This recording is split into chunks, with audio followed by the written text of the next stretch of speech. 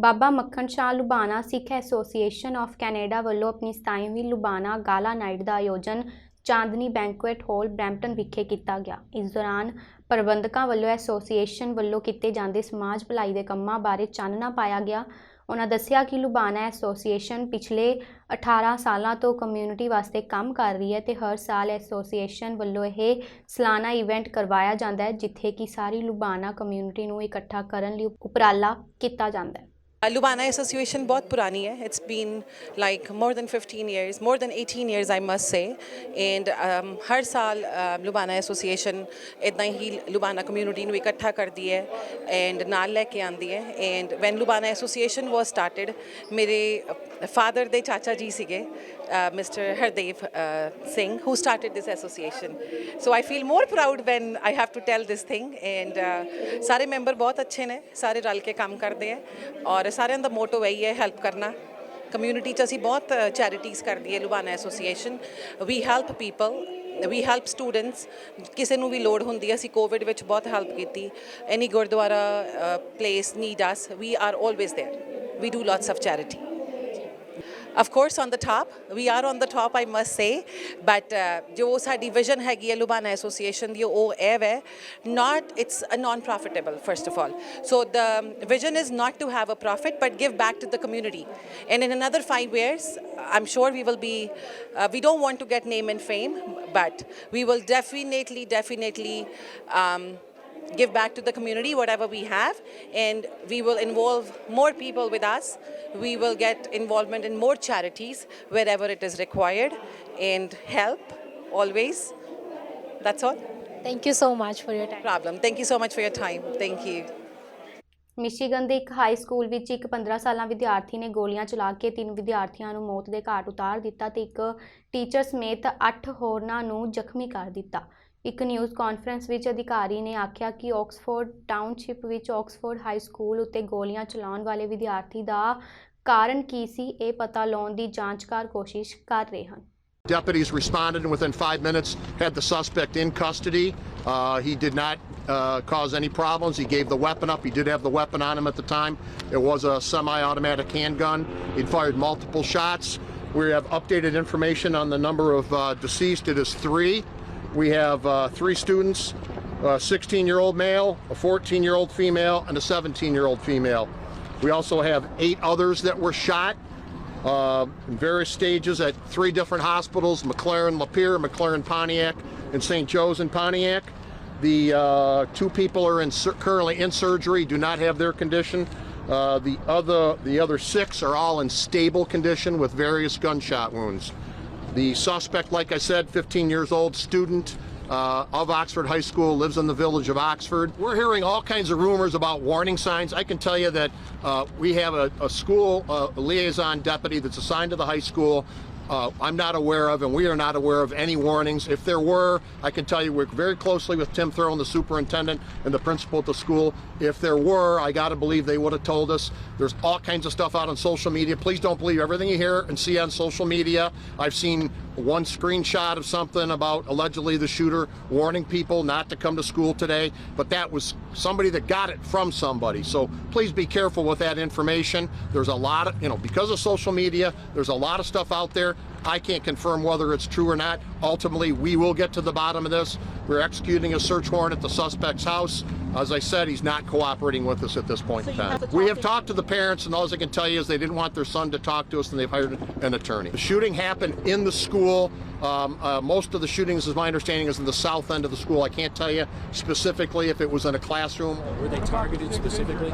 We don't know if they were targeted. We will get to the bottom of that as we get further into this investigation. All the parents and relatives have been notified of the deceased and of everyone that is that was shot, and a deputy has been assigned to each and every family. Canadian ਸਰਕਾਰ military ਆਗੂਆਂ ਨਾਲ ਰਲ ਕੇ ਜਿਨਸੀ ਹਮਲੇ ਤੇ ਜਿਨਸੀ ਸ਼ੋਸ਼ਣ ਦਾ ਸ਼ਿਕਾਰ ਸਭਨਾਂ ਤੋਂ ਰਸਮੀ ਤੌਰ ਉੱਤੇ ਮਾਫੀ ਮੰਗੇਗੀ। ਰੱਖਿਆ ਮੰਤਰੀ ਅਨੀਤਾ ਆਨੰਦ ਨੇ ਕਿਹਾ ਕਿ ਇਹ ਮਾਫੀ ਵਰਚੁਅਲੀ ਤੌਰ ਉੱਤੇ 13 ਦਸੰਬਰ ਦੁਪਹਿਰ 1 ਵਜੇ ਮੰਗੀ ਜਾਵੇਗੀ। ਉਹਨਾਂ ਆਖਿਆ ਕਿ ਜਿਨ੍ਹਾਂ ਨੂੰ ਨੁਕਸਾਨ ਪਹੁੰਚਿਆ ਹੈ ਉਹਨਾਂ ਨਾਲ ਰਿਸ਼ਤਿਆਂ ਨੂੰ ਸੁਧਾਰਨ ਲਈ ਅਸੀਂ ਅਤੀਤ ਵਿੱਚ ਜਿਨਸੀ ਹਮਲਿਆਂ ਤੇ ਜਿਨਸੀ ਸ਼ੋਸ਼ਣ ਦਾ ਸ਼ਿਕਾਰ ਡਿਫੈਂਸ ਟੀਮ ਦੇ ਮੌਜੂਦਾ ਤੇ ਸਾਬਕਾ ਮੈਂਬਰਾਂ ਕੋਲੋਂ ਜਨਤਕ ਮਾਫੀ ਮੰਗਾਂਗੇ। ਇਸ ਦੌਰਾਨ ਉਹਨਾਂ ਨੇ ਬਿੱਲ C-77 ਨਾਲ ਸੰਬੰਧਿਤ ਸਵਾਲਾਂ ਦੇ ਜਵਾਬ ਵੀ ਦਿੱਤੇ। extremely important. That's why I'm participating.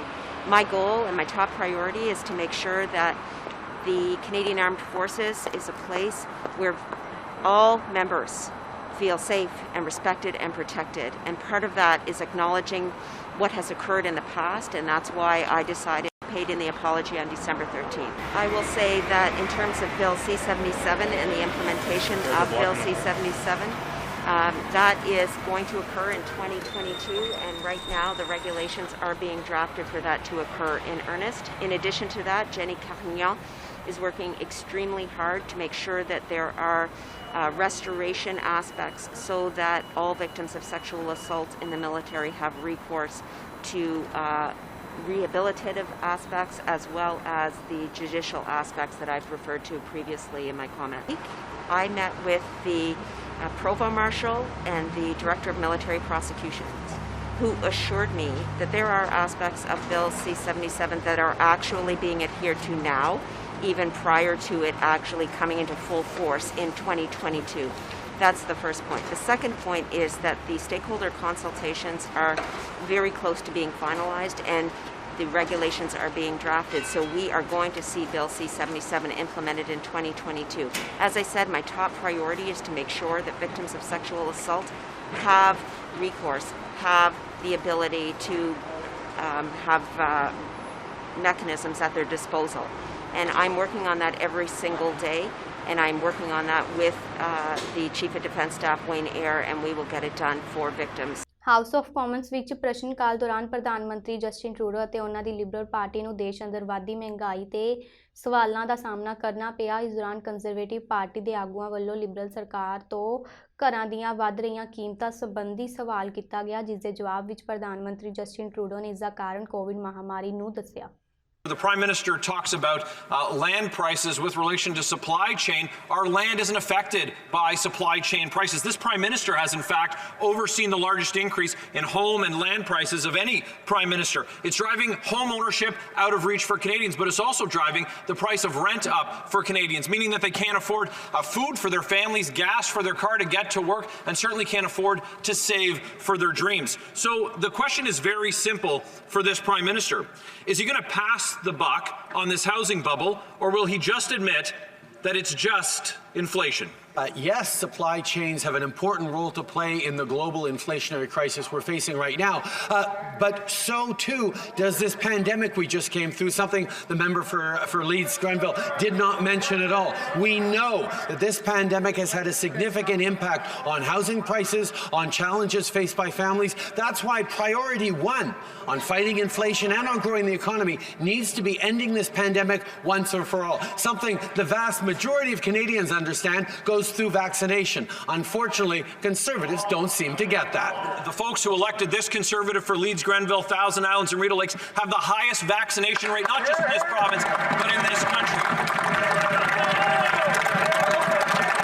And I congratulate the constituents of the member opposite for being so strongly vaccinated. Maybe he could use some of his constituents to convince some of his colleagues to get vaccinated. Land does not have supply chains. It is already underneath our feet. And yet land prices have inflated 20% during a year, driving housing inflation. Other countries had COVID disruptions, yet according to Bloomberg, Canada has the second worst housing bubble, and Toronto and Vancouver are more unaffordable than almost every city on earth. Unbelievable. Why does Canada have the second worst housing bubble in the world? Is it just inflation? The Conservatives put forward a housing plan that would have made homes more expensive for Canadians.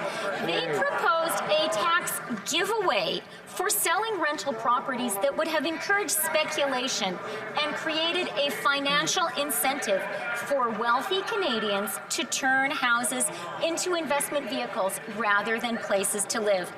Mr. Speaker, politicians in glass houses should not throw stones.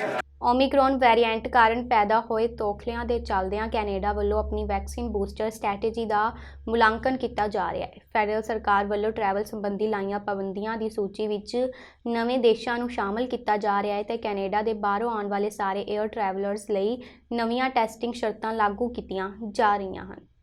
Thank you for being there today. There's been a lot in the news recently about COVID-19, and we want to provide an update to you Canadians on what we know about the situation and what we are doing to respond to it. Dr. Tam and Dr. New will provide soon further remarks on the global epidemiological situation. But for now, let me focus on our response. I'll be speaking about 3 immediate measures that we're announcing and implementing today. We are announcing today is that all air travelers coming from outside Canada, apart from the United States, will now need to be tested at the airport in which they are landing in Canada, whether they are vaccinated or unvaccinated. They will then need to isolate themselves until they get the result of their test. Obviously, those that come to Canada and are not vaccinated from anywhere in the world need to do a quarantine of 14 days, as it has always been the case, and do a test both on day 1 and on day 8. As we've been saying from the start, the COVID-19 pandemic can change rapidly. And when it does, our government continues to take unprecedented action to protect the health and safety of all Canadians by introducing measures to prevent COVID-19 and new variants of the virus from being introduced and spread in Canada. We already have implemented layers of protective measures at our borders, including vaccination requirements, pre-departure PCR testing, and mandatory random testing. Today, to confront the Omicron challenge, we are taking additional action to prevent further importation and spread. Canadians and permanent residents who have been to any of the 10 countries that Minister Duclos listed, even those who are fully vaccinated, must be tested before entering Canada. Starting tonight, these tests cannot have been administered in any of the countries the minister named. This means that Canadians will need to stop and obtain valid results in a third country before entering Canada. Upon entering Canada, these travelers with a right of entry will be tested again and required to wait in a designated quarantine facility until the result of their day 1 test result is known. Punjab Bhawan Surrey Canada ਵੱਲੋਂ ਪੰਜਾਬ ਪੰਜਾਬੀ ਅਤੇ ਪੰਜਾਬੀਅਤ ਨੂੰ ਪ੍ਰਫੁੱਲਤ ਕਰਨ ਦੇ ਮਨਸੂਬੇ ਨਾਲ ਮਾਂ ਬੋਲੀ ਨੂੰ ਸਮਰਪਿਤ ਸਾਹਿਤਕ ਤੇ ਸੱਭਿਆਚਾਰਕ ਸਮਾਗਮ 2 ਦਸੰਬਰ 2021 ਨੂੰ 12 ਵਜੇ ਤੋਂ ਬਾਅਦ ਦੁਪਹਿਰ 3 ਵਜੇ ਤੱਕ ਗ੍ਰੀਨ ਕਾਉਂਟੀ ਲੱਦੇਵਾਲੀ ਰੋਡ ਜਲੰਧਰ ਵਿਖੇ ਕਰਾਇਆ ਜਾ ਰਿਹਾ ਹੈ।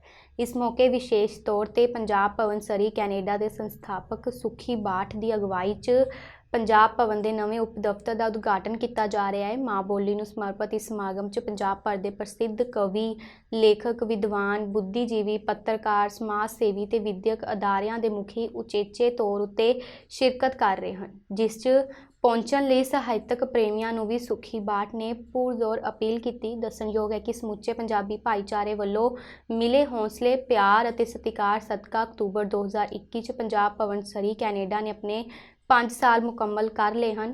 ਪ੍ਰੈਸ ਨੋਟ ਜਾਰੀ ਕਰਦਿਆਂ ਸੁਖੀ ਬਾਠ ਨੇ ਦੱਸਿਆ ਕਿ ਪੰਜਾਬ ਭਵਨ ਦੀਆਂ ਸਾਹਿਤਕ ਸਰਗਰਮੀਆਂ ਨੂੰ ਹੋਰ ਹੁਲਾਰਾ ਦੇਣ ਦੇ ਮਨੋਰਥ ਨਾਲ ਉਪ ਦਫ਼ਤਰ ਦੀ ਸ਼ੁਰੂਆਤ ਕੀਤੀ ਜਾ ਰਹੀ ਹੈ, ਜੋ ਪੰਜਾਬ, ਪੰਜਾਬੀ ਤੇ ਪੰਜਾਬੀਅਤ ਦੀ ਪ੍ਰਫੁੱਲਤਾ ਲਈ ਹਮੇਸ਼ਾ ਵਚਨਬੱਧ ਰਹੇਗਾ।